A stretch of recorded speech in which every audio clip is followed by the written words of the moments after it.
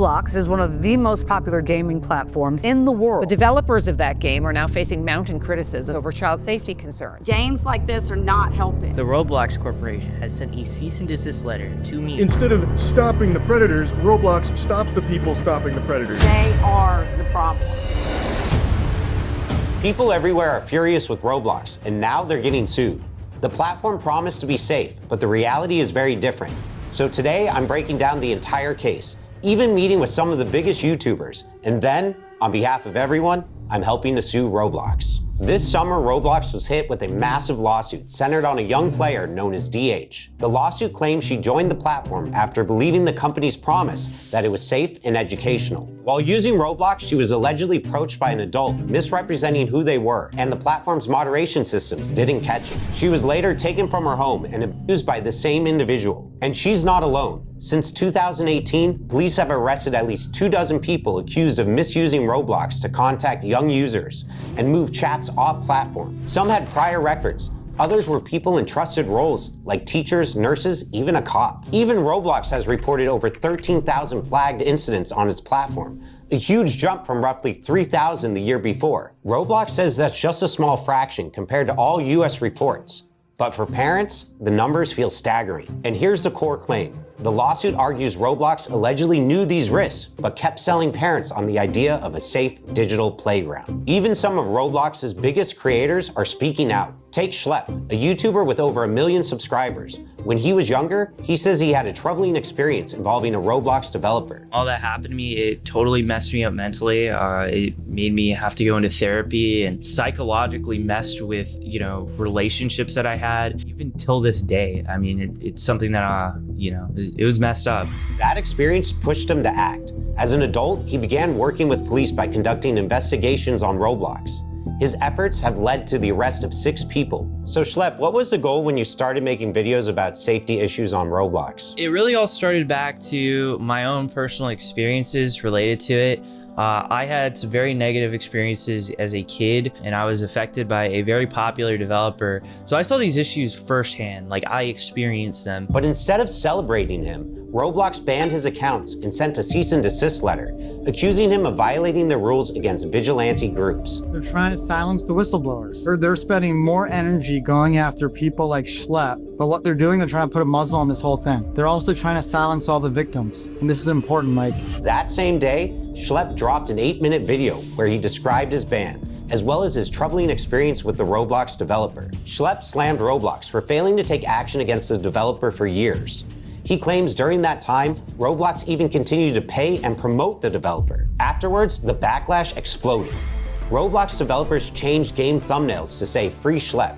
Thousands of players staged in-game protests. Even major creators like Moist Critical, Gideon, and Creekcraft piled on, calling Roblox backwards and hypocritical. #FreeSchlep trended worldwide. I was blown away with all the support, and it's been absolutely amazing reading all the messages. It was trending on Twitter for 3 days straight when the news first broke of it. And I mean, people were just outraged. They saw it for what it was. They were silencing someone trying to blow the whistle. I think that's a really, really powerful thing. He was a 22-year-old kid. He was just a gamer. And I think he really stepped up to the plate to stand up to this Goliath. Then it went mainstream. Congressman Ro Khanna publicly backed Schlep, sharing a petition demanding Roblox improve its safety. That petition hit 100,000 signatures in less than a week, and Roblox's stock price dropped by $12 billion. Now, Schlep, did you expect your videos to get as much attention as they did? Honestly, no. My whole goal with these videos was actually just to bring this to the attention of Roblox. Like, I wanted Roblox to see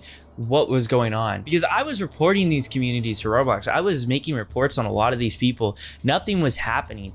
And the only other thing you can do is go public with it. So that's what I did. But the story doesn't end there. Schlep just announced he's suing Roblox, not over the ban, but over the damage he says he suffered years ago from a developer on the platform. His lawyer confirmed he's also representing many others with similar stories. We have over 800 cases involving sex abuse. These are personal injury claims. So survivors are coming forward because of the personal injuries and the trauma they experienced. Yeah, we think it's a very strong case, and I think that's part of the reason they're fighting so hard to try and move this into some types of confidential proceedings. So they think people will forget about what happened, and then they won't. And now, because of you all bringing this issue to my attention, I've made the decision to team up with Schlepp's lawyer to help sue Roblox. Reach out to my firm, IThinkIHaveACase.com, if you've gone through something similar. If someone is scared about something they experienced on Roblox, what would you tell them? I would tell them to call a lawyer, find out about their legal options, and let them know that they will be believed. There's strength in numbers. Terrible things happen on Roblox. Hundreds and hundreds of people have come forward. We're here for you. Definitely reach out to us. We are here to help. Now he's fighting back in court because if Roblox won't be held accountable in their own platform, we'll make sure that they're held accountable in the courtroom. Now let's investigate how Roblox is designed, because the lawsuits claim there are at least 3 serious flaws. First, until 2021, anyone could make an account by entering just a username, password, and birthday. Users could misstate their age and unlock unrestricted chat, which the lawsuits claim made it very common to find lower levels talking with adults. YouTubers like Gideon and Rob the Master, who have become well known for exposing bad actors, have said just how easy it is. When we went on Roblox, it did not take long for our account to get attention from child predators. It was almost instantaneous. Roblox says it's taking stronger steps to protect its younger players. The company has rolled out ID verification, asking players over 13 to scan a government-issued ID and selfie to gain access to certain features. It's also testing age estimation, where machine learning guesses a user's age from a short video. And new features like trusted connections are meant to limit deeper chat and voice features to people you actually know in real life. You know, we weren't just finding 1 or 2 peppers on there. We've caught 6 off of the game itself. But not only that, we've had dozens of these guys just contacting and grooming our decoy that we sadly weren't able to catch. And the real sad thing out here is that Roblox is going around telling parents that they're one of the safest apps for children, when from my own experience, that's not the case. Want to take the next step with Entivio? Then it's time to talk to your healthcare provider. With Entivio, Even with ID checks and trusted connections, the scale of the platform makes full protection something that has to be taken even more seriously. Unless you wanted to play the 17 plus mic up games and stuff like that. Anybody can pretty much sign up for Roblox. Next, the game uses in-game currency called Robux. Players use Robux to buy rare accessories and customize their avatars, and many lower levels are obsessed with it. The lawsuits point out these players even say they do anything for Robux. So bad actors can take advantage of that by dangling Robux to gain control. And third is the lack of moderation. In 2017, the company claimed it had thousands of moderators working 24/7, plus advanced filters blocking unsafe content. The reality looks very different. For starters, Roblox has hosted many games with questionable themes, including Run from Diddy Simulator, Shower Simulator, and Bloody Battles. The fact that these games even existed undercuts Roblox's claim of being a safe, moderated place. But it's not just the games that are concerning. Roblox is now the go-to social platform for younger audiences. 78 million users log in every day.